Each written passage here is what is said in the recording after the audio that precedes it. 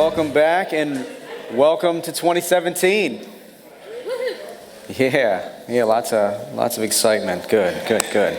So I'm going to just level with you right now. You're in the right place. If you did anything last night that you regret, good on you for showing up here. And this is indeed a new year, and I just want to throw this out there. Jesus, he is far more committed to the new us than we ever will be. What he has in store for us, what he has planned for us, what is coming for us as a direct result of what Jesus has done is far bigger, it's far better than anything we will ever resolve to do. And so I'd just like to just start on that note and encourage you that following Jesus is the best decision you can make for your 2017.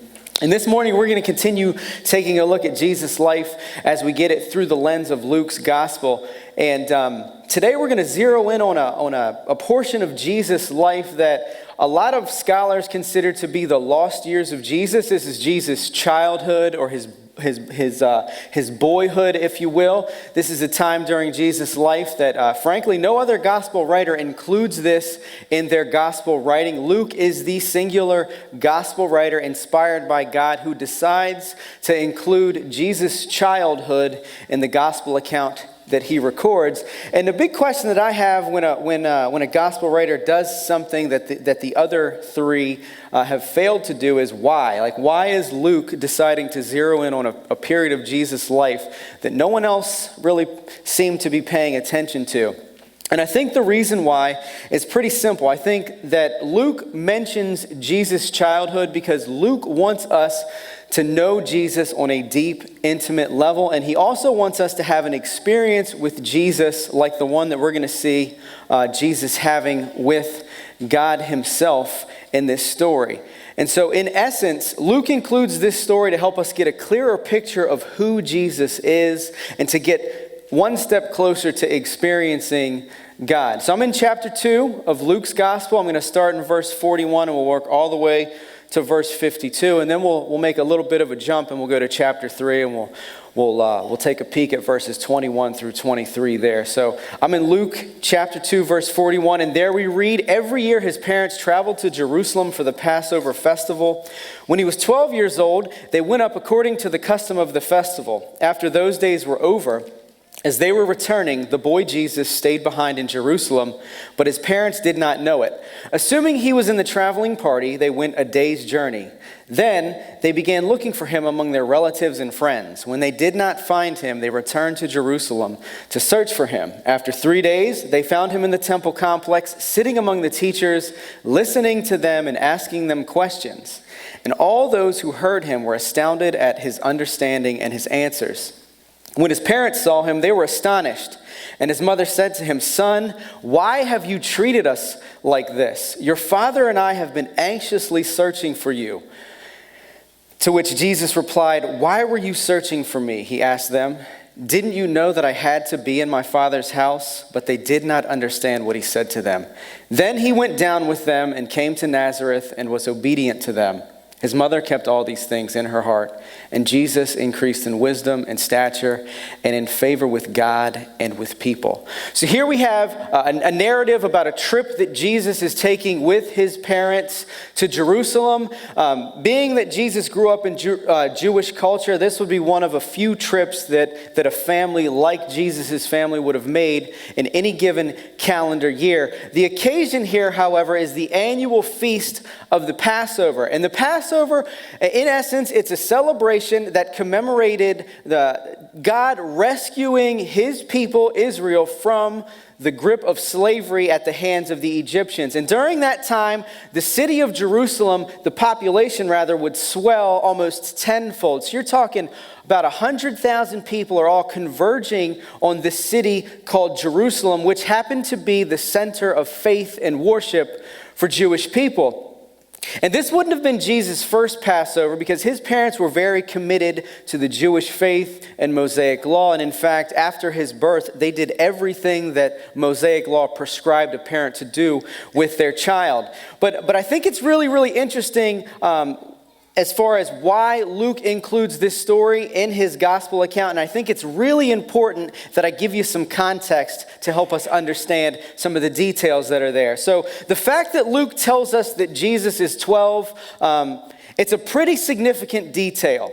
And the reality was, if you were a boy growing up in Jewish culture, age 13 marked your transition from boyhood to manhood, which meant, in effect, that age 12 was seen as it was an apprenticeship year. It was a year where you would have been shadowing your father at the hip and learning whatever trade your father knew. He's preparing you for you as an adult in a vocation, a very specific vocation, if you will. In addition to that, you would have been connecting with your father through theological study. It would have been during that year of age 12 that your father is really digging deep into the theological to the things of God. He's showing you the ins and outs of the faith. And so this trip to Jerusalem with Jesus, age 12, and his family would have been far more significant to any of the trips to Jerusalem that they had made up until this point. And they're traveling to the temple, and if you just a basic understanding of the temple was the place where people met God. It was the place where people went to pay penalty for sin. They went there to atone for their sin. They went there to connect with God. And that's where Jesus' family is headed. It's the place where high priests made sacrifices on behalf of the people to restore a sense of right relationship between God and people. And so being in Jerusalem, Joseph would have been walking Jesus through the significance of the temple, the significance of the high priests, the significance of the atonement for sin. He would have been walking Jesus through the ins and outs of the Passover feast and why they eat unleavened bread as a symbol of the haste that the Israelites had to make when fleeing from their enemies, the Egyptians. He would have zoomed in on the bitter herbs that they prepared their food with during that time to really zero in on the fact that was a difficult time for God's people. Jesus would have heard his father go into detail about the Passover lamb and why the Israelites smeared the blood of this spotless, blameless lamb on their doorposts so that the angel of death would bypass them and spare their lives so that they could live. Joseph would have been explaining these things. He would have been explaining very purposefully and very pointedly as to what God did to rescue his people from the hands of their oppressors. And so this is probably something that Joseph, as a Jewish father, I bet this was a year that he was looking forward to. It's a year where he is going to dig in and prepare his boy to be a man, to prepare his son to be a man, and not just a man of God. And so I could imagine Joseph having all kinds of deep conversations with his son. And I could imagine that Joseph, as they're leaving Jerusalem, headed back to their hometown of Nazareth, I could imagine he might be relatively excited to revisit some of those conversations as Jesus continues through age 12 towards age 13, where he would be considered a man in Jewish culture. But the reality is, when Mary and Joseph start heading back to Nazareth, Jesus isn't with them. He gets left behind. And so before you get all judgmental about what kind of parents Mary and Joseph must have been to leave their 12-year-old on the field, behind when they're taking the field trip of their lives. This isn't a story of like someone inadvertently leaving their kid locked in the car seat in the car in a parking lot. It's nothing like that. You've got to realize the context here. So as far as the people of Nazareth making their way to Jerusalem for the Passover feast, this is something that they would have done as an entire community. You can imagine the entire community of Nazareth traveling together. So as they're walking back to Nazareth, you've got men walking with men, you've got women congregating with women, and you've got children congregating with children. So it would have been very easy for Mary and Joseph to assume Jesus is somewhere in the mix. We'll connect with him when we get home. But what we read is about a day goes by and Mary and Joseph start looking for their son Jesus amongst the crowd. These would have been their relatives, their neighbors, their closest friends. So you can imagine why they're assuming that Jesus is with them. But when they start looking for Jesus, they can't find their son. And they're stricken with panic. And I don't know about you guys. Anybody else know what that feels like? You're looking for your child and you can't find them? All right, I'm getting some head nods. So I'm going to go there. I know what that feels like. All right? And here's how I know what that feels like.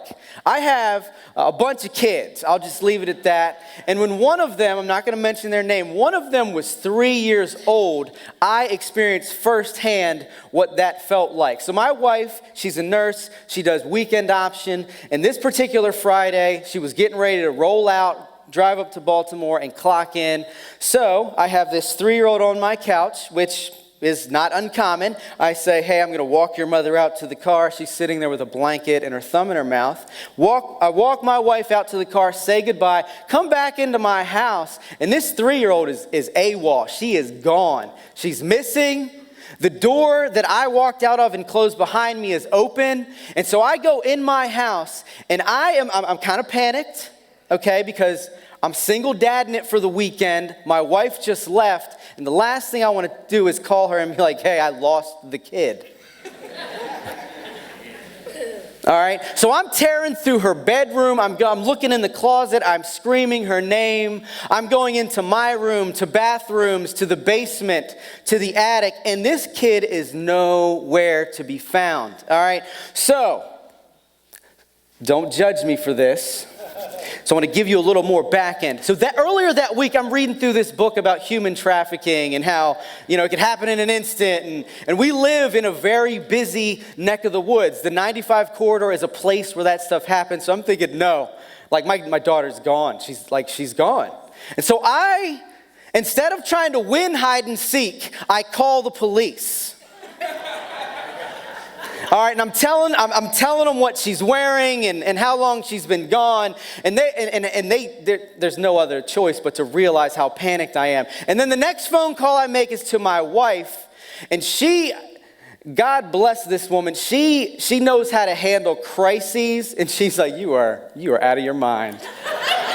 And I'm like, I'm just not hearing it, because in a crisis, you're completely irrational. And so, I'll just leave it at that. So the police pull into my driveway. As they're getting out of their car, the cutest 3-year-old in the universe pops her head out the door, and casually, while she's holding her blanket and sucking her thumb, she looks at me and she says, hi, Daddy. And the officers are like, is this the one that was gone? I'm like, yes, this is the one. This is the one that was gone. And so part of me is extremely relieved. A big part of me is extremely embarrassed that I had to call the police to win hide and seek. And then the other part of me is like, child, why? Like, why did you do this to me? So I get where Mary and Joseph are coming from. They lost their child. He's not with them. He wasn't in the place he was supposed to be. They're kind of upset with him. And so where they go with their anger is Mary just straight up rebukes Jesus. And here's what she says. She says, why have you treated us like this? Like, why did you do this to us, Jesus? Your father and I have been anxiously searching for you. She's saying, of all the years you should have done this to us, Jesus, this was like the big one. You're 12, you're apprenticing with your father, you're supposed to be learning his trade and learning our faith, and you are nowhere to be found. You're not traveling with us, you've abandoned us, you've walked away from your responsibility as a Jewish child. And now, here's where it gets really, really interesting. Mary's laying it on Jesus heavy, and here's what he says. He says, why were you searching for me? So just to put some closure to that hide and seek story, I found out where she was hiding. She had taken pillows from my couch and she crawled behind them, and it looked like nothing was behind them. So, whatever. Ridiculous. But Jesus says, why were you searching for me? Didn't you know I was going to be in my Father's house? Didn't you know that I had to be in my Father's house? Jesus is saying that's where I was supposed to be. That's when I was supposed to be there. And this might sound typical of an ornery 12-year-old. And it's not. It's not. Jesus is not being ornery. He's being obedient to God. And he's not being disobedient to his parents. He's telling them the truth about who he is. And he's beginning to understand something about himself. And that's literally what Jesus is sharing here. And basically what he's saying is, Mom, I am apprenticing with my Father. Mom, I am following in my Father's footsteps. Mom, I am learning the faith of my Father. And what he's saying is God himself is his intimate, personal Father. What he is saying is something that no one had ever said before, that he himself, Jesus being the he, is the unique, personal Son of the God of the universe. He is saying, I am God's Son. I am God's only Son. And that's why you found me in the temple, because I was in my Father's house, because I'm apprenticing with my Father. Now this is extremely confusing for Mary and Joseph. Granted, this is the Mary and Joseph who raised Jesus up until this point. They provided for Jesus. They gave him guidance. They gave him direction. They protected him. They've taught him things. This is extremely confusing for them, because what Jesus is saying is there's a relationship that I have with God that supersedes my relationship with the two of you, my earthly parents. And that's a big deal. But it's even bigger than that. It's even bigger than that, because what Jesus is ultimately saying, he's saying, Mom and Dad, the God that you came to worship at the Passover feast is my dad. And he's being very explicit about that. And he's saying, Mom, I have access to God like no one has ever had access to God. I know things about God that no one has ever known. I have an intimacy with God that is far greater than any intimacy that anyone has ever had with God. So the God that you went to worship in Jerusalem, the God that you came here to worship, is my Father. And I'll just throw this out there as a side note. If you're a 12-year-old and you love Jesus and you're like, if I love God a lot, I can stay out late even though my mom's telling me it's time to come home. Please don't do that. It's not a green light for like preteen or kid believers in Jesus to do whatever they want and then say, hey, Mom, I was in my Father's house. That's not what this is, because if we continue reading the text, you'll find that after that conversation closed, Jesus goes back to Nazareth, and what does he do? He obeys his mom and dad. He obeys his parents. So kids, if you're in here, please obey your parents. So at age 12, we see Jesus beginning to come to grips with his identity as the God-man Jesus. He's coming to grips with the fact that he is fully God and fully human. And 18 years later, his identity as fully God, fully man, God's only perfect, unique Son is affirmed once again at his baptism. And so if we pick up in Luke chapter 3, verse 21, what we read there is when all the people were baptized, Jesus also was baptized. As he was praying, heaven opened and the Holy Spirit descended on him in a physical appearance like a dove, and a voice came from heaven, "You are my beloved Son. I take delight in you." And as he began his ministry, Jesus was about 30 years old. So when the Holy Spirit descends on Jesus, it gives him a deep assurance in his identity as God's unique Son. This is something that he already knew. It's not like he didn't know this. He vocalized it to his mother when he was 12. But God himself is speaking from heaven and not only assuring Jesus, but assuring whoever else heard his voice when he proclaimed that this is my beloved Son and I am pleased with him. This is a deep level of assurance with regards to Jesus' identity. So his ministry literally starts with his identity being affirmed. That's when Jesus launches his mission to start gathering waywards and sinners and prostitutes and people who are out there, and he's bringing them to himself so that people can be restored to a right relationship with God. And here's the reality: because Jesus is the perfect, unique Son of God who experiences an intimate relationship with God, you and I too can be daughters and sons of God through Jesus. And here's what that means. And the way that I'm going to talk about this is I'm going to use the term sonship. But if you were a daughter, realize that when writers like Paul used the word son and they refrained from using the word daughter, they were doing something. And they weren't leaving you out, they were very much including you. And the reason why I'm saying that is sons were the first in line for inheritance. Daughters never got the inheritance. And what Paul is proclaiming, what Jesus is proclaiming, is that both sons and daughters, both male and female, are heirs to what God is granting us. It's a big deal. And so when you read that word son, realize that Paul is challenging a paradigm. And he's telling a true story about what God is doing to reconcile men, women, children, people of all races, all ethnic groups, all social classes to himself. It's no small thing. But here's what sonship means, and this is what we're going to walk through this morning. It gives us a new identity. Sonship gives us a new identity. Sonship gives us open access to God. And thirdly, sonship gives us an absolute security in God's love. So let's talk about sonship as a new identity.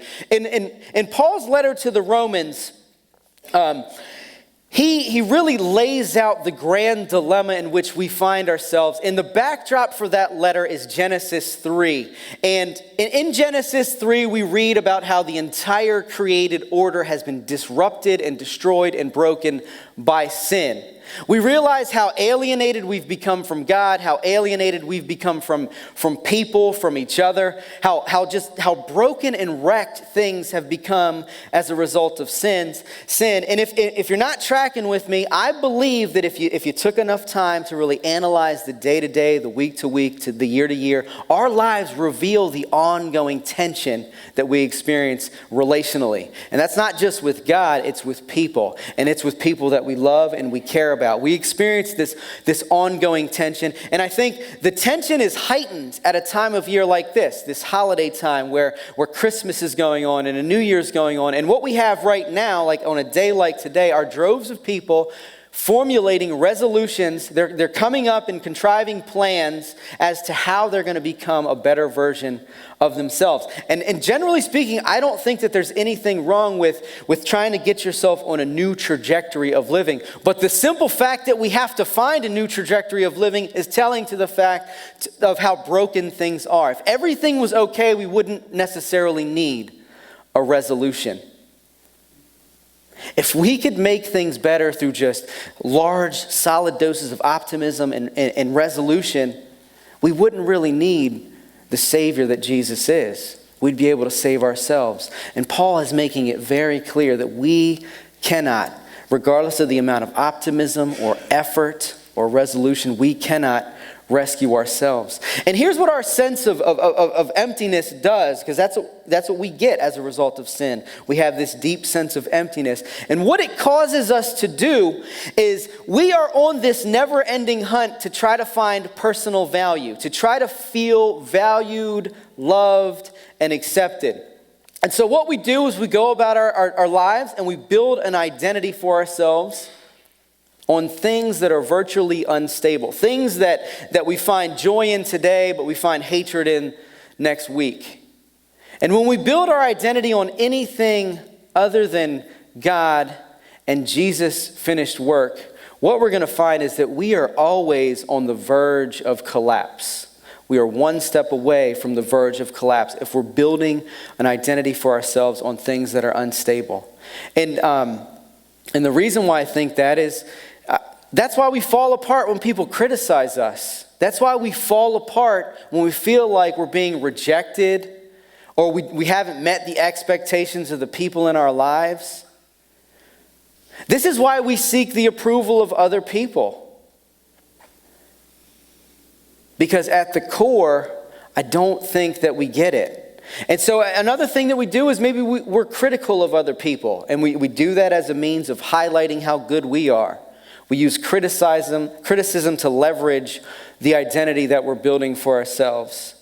The bottom line is, like, we want to matter.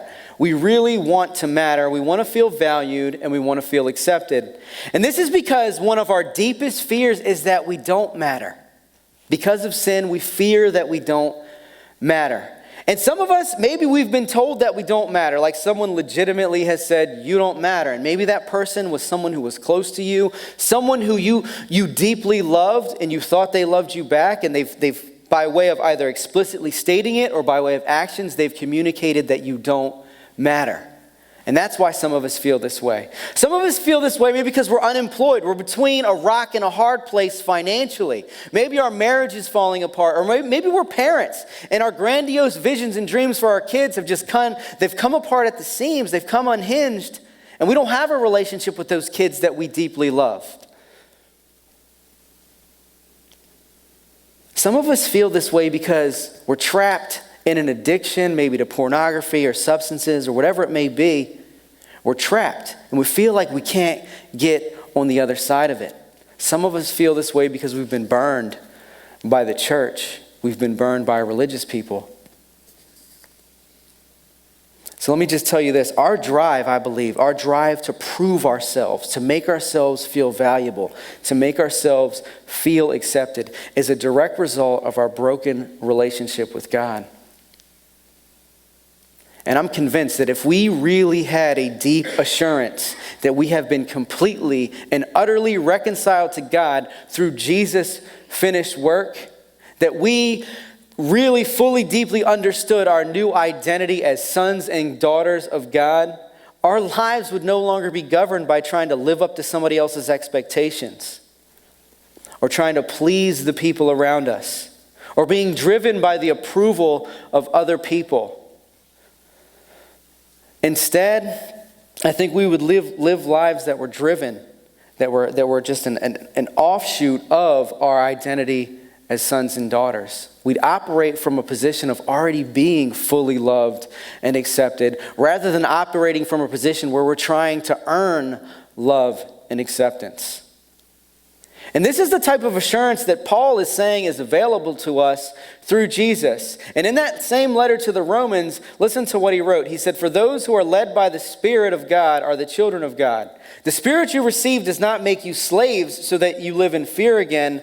Rather, the Spirit you received brought about your adoption to sonship."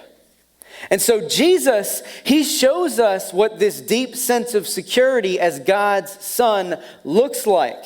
Because Jesus, he never wrestles with his identity as God's unique, perfect, and only son. He never wrestles with his identity. You and I, we wrestle with Jesus' identity. Jesus confuses us. Sometimes we're not sure what Jesus is doing because the circumstances that we find ourselves in are not the ones that we would have put ourselves in. We question Jesus' identity, and then the other identity we question is our identity in Jesus. But I'm here to tell you this, church, Jesus does neither. He never questions his identity, and he never questions yours as son or daughter of God. And that's a big deal. And so the other part of that is not only have you been given a new identity as God's son or daughter, you also have the privilege of being able to experience God as Father, because sonship gives us access to God. So at age 12, we hear Jesus declaring that he's the unique Son of God, that he had access to God like no one had ever had. And then at age 30, we hear God confirming this in saying, "You are my beloved Son. I take delight in you." And so just as the Spirit of God descends on Jesus and affirms his identity as the Son of God, giving him a deep sense of assurance in his identity, it can do the same thing for those who are following Jesus. And it'll give us a deep sense of assurance in who we are.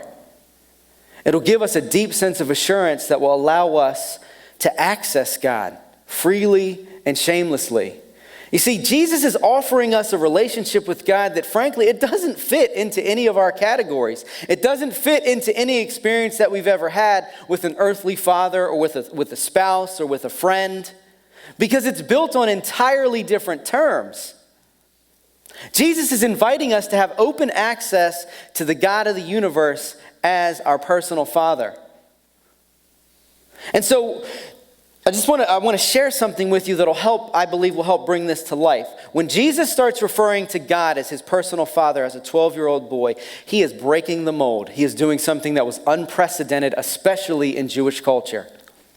Jewish people did not openly refer to God as their unique and intimate father. It's not how they understood God. It's not how they related to God. It's not how they interacted with God. Now, they did refer to God as Father, but they never did so in a personal address the way that Jesus was doing as a 12-year-old boy. And frankly, there aren't any other religions out there that arrive at a conclusion that we can have this level of intimacy with the God of the universe. So throughout his ministry, Jesus continues to refer to God as his Father in this very intimate way. He speaks of he and the Father as being one, and frankly, he and the Father are one. Jesus is fully man, Jesus is fully God. And then Jesus takes it a whole step further. He doesn't just refer to God as his personal father. He starts inviting us to do the same thing. And here's where he does it. He teaches his disciples how to pray. We all remember that. We call it the Lord's Prayer. We refer to it as Jesus teaching his people how to pray. There is something that is huge that we will easily miss if we don't spend time there that Jesus is doing in that prayer. So how do we refer to God out the gate? We say Father. Father in heaven is how we refer to God. Now, the word that Jesus is using there is completely unorthodox. He uses the word Abba, right? And we're like, wow, that's such a nice word for dad. The reality is that word in Jewish culture was extremely disrespectful because it sounds irreverent. And the reason it sounds irreverent is that's the same word you're going to get from that little 1-year-old who's starting to babble and starting to communicate with their father. That 1-year-old who's starting to access their father. It's a created word. It's a child-created word like dada or papa or whatever it is that the child would create to refer to the person that is their biological father. That is how Jesus is referring to God, and he's asking us to do the same thing. He's asking us, by way of Jewish culture, to be irreverent and shameless in the way that we approach God. This is huge. This is something that no one had ever done. This is confounding when Jesus does this. He teaches us to shamelessly approach a holy and righteous God. He teaches us to interact with God in an intimate and personal way. He's showing us that we, sinners, can be made right with God, that we can have a right relationship with God. That word Abba is a word that ultimately signifies that we have open access to God because we are God's sons and daughters. And this was infuriating to Jewish leaders. This was something that, again, it was irreverent in their minds. It was something that people weren't supposed to do. And it's something that Paul highlighted in his letter to the Galatians, and he says, "And because you are sons, God has sent the Spirit of his Son into our hearts, crying, Abba, Father. So you are no longer a slave, but a son. And if a son, then an heir through God." Jesus and Paul are telling us that we can shamelessly interact with God as our Father. And this is kind of like, for you parents out there, this is that child approaching you at 3 a.m. saying, "I'm thirsty." You're half asleep, you got crust in your eyes, you really don't want to get out of bed, but you get out of bed. Because your child needs access to you to know that your love for them is not just a fantasy. It's not just something that they're hoping for. It's a reality that they can tap into and that they can live out of. And so sonship, it gives us a new identity as sons and daughters of God. Sonship gives us open access to God. But thirdly and lastly, sonship gives us security in God's love. And I would wager that most of us have been in relationships that are built on conditions. And sometimes the word that we like to use for conditions is we use the word compatibility. And so compatibility, in my opinion, it's a code word for me coming to an understanding as to what I can get out of a relationship. So relationships become conditional when you are zeroing in on what you can get out of it, and then the person on the other end is doing the same thing, what they can get out of you in the relationship. And I would say that a lot of us have experienced relationships like that because we are this side of heaven. But I'm going to tell you what the challenge with compatibility is. The challenge with compatibility is it's fleeting. Two people who are compatible today, 10 years from now, might not feel compatible anymore because desires change, hopes change, dreams change, aspirations change, focus changes, circumstances change. And all of those things rail against this idea of compatibility. But the one thing that's never going to change as far as what we need in a relationship is the fact that we are hardwired and made to be loved. That's how God's made us. It's something that we long for, and it's something that we really struggle to do. We struggle to love, and we struggle to be loved. But Jesus assures us that as sons and daughters of God, God's love for us is completely secure. And the reality is, the reason why it's secure is it's not based on condition. It's not based on whether or not we're compatible with God. Because if it were based on compatibility, I'm sorry, we are not compatible with God.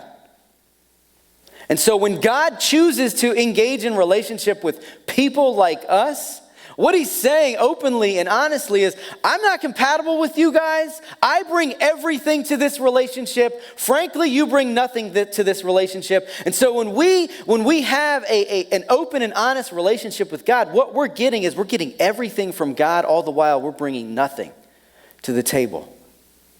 That's not a relationship built on compatibility. That's a relationship built on God's ultimate, pure, unbridled, without ulterior motive, never-ending love for people like us. Because the reality is God loves us when it's inconvenient. He came down from heaven at the most inconvenient time. A time when the world was broken.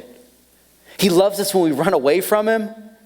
He loves us when we undermine his authority or we question whether or not he really loves us. He loves us when we're angry with him, when we're upset with God. The reality is, God's love for us is not based on condition. It's based on Jesus' perfect sacrifice. And if God's love was based on anything other than that, other than Jesus' finished work, sonship would be absolutely frightening because we would be responsible for paying the penalty of our sin.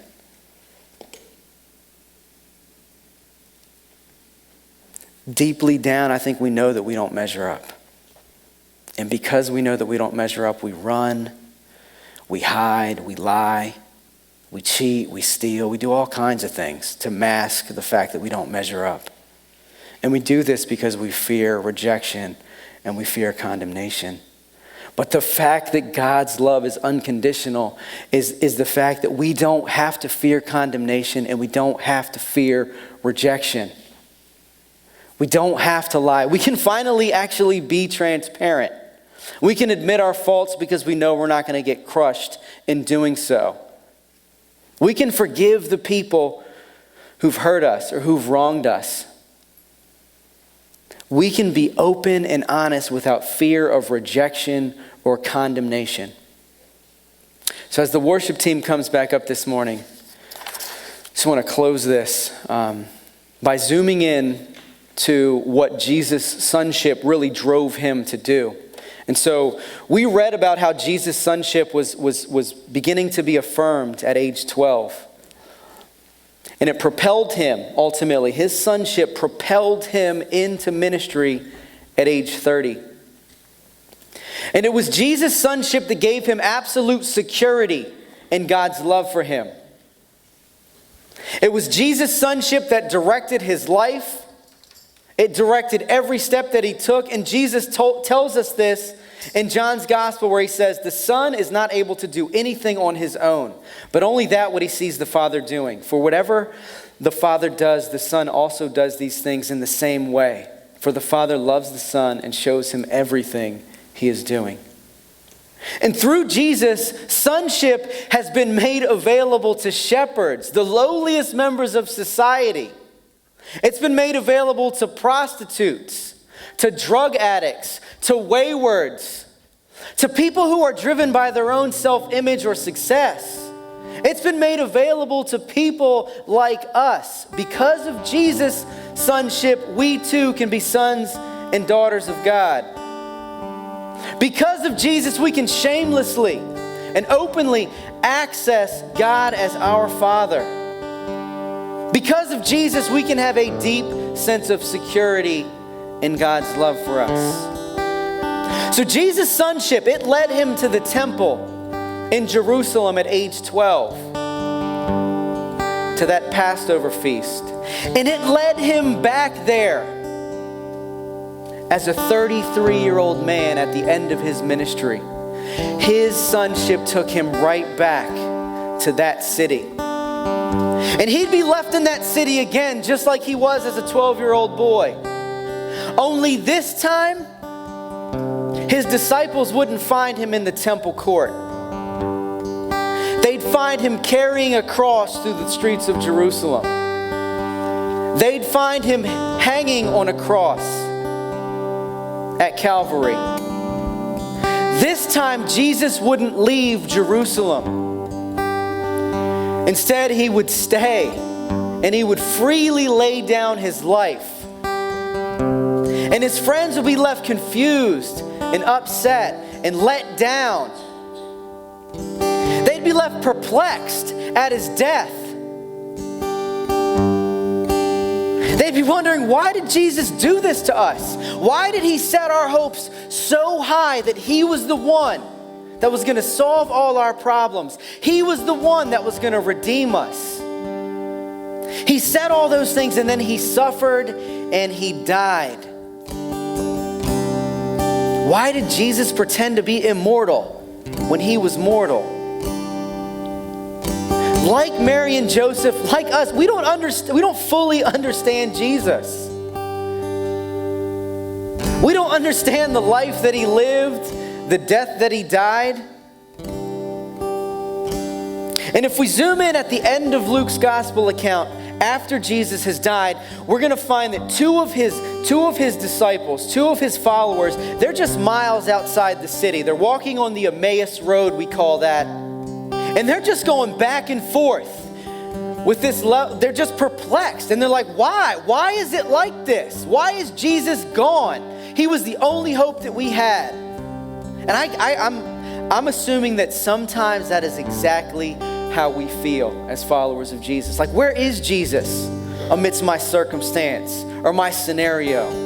Why am I losing people that I care about? And you know what happens in that scene? Jesus shows up. And they don't recognize him. And he just asks them, hey guys, what are you talking about? And they get a little upset and they're like, you haven't heard? Jesus of Nazareth, our highest hope. He's dead. He's gone. Instead of victory, he gave us defeat. And here's what Jesus says. And this is why we love Jesus. Because he comes out of nowhere and he does what no one else can do. And he says what no one else is capable of saying. And here's what he says. And he rebukes them. But he does it very lovingly because he loves them. And he says, "O foolish ones and slow of heart to believe all that the prophets have spoken. Was it not necessary that the Christ should suffer these things and enter into his glory? And beginning with Moses and all the prophets, he interpreted to them in all the scriptures the things concerning himself."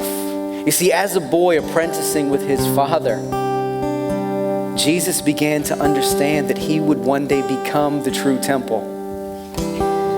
He would become the ultimate center of faith and worship. He would become the person through whom people know God.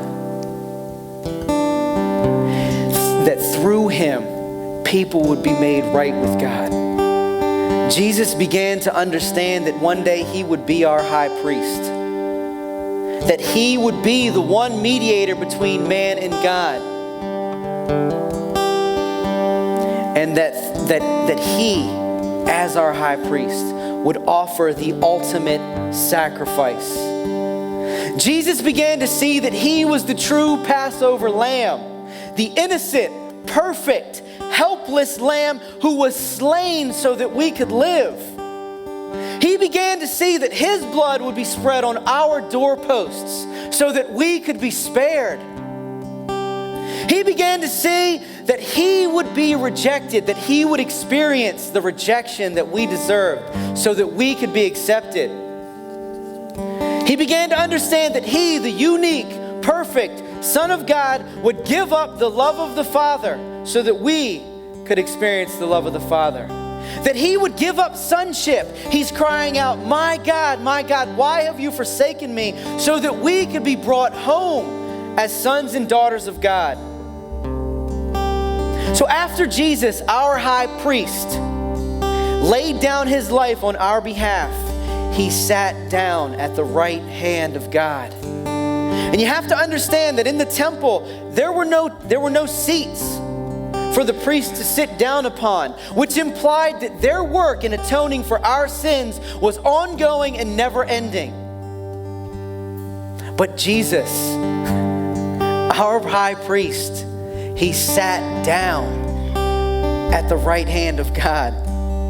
And he did this because the sacrifice that he made, offering his own perfect, spotless life, was the once and for all sacrifice so that we could be welcomed home as sons and daughters of God. So as we kick off 2017, church, let this be the year when you stop walking in an identity that you're creating for yourself and you start walking in sonship. Because sonship frees us to live the lives that we've only ever imagined. Through Jesus' life, his death, and his resurrection.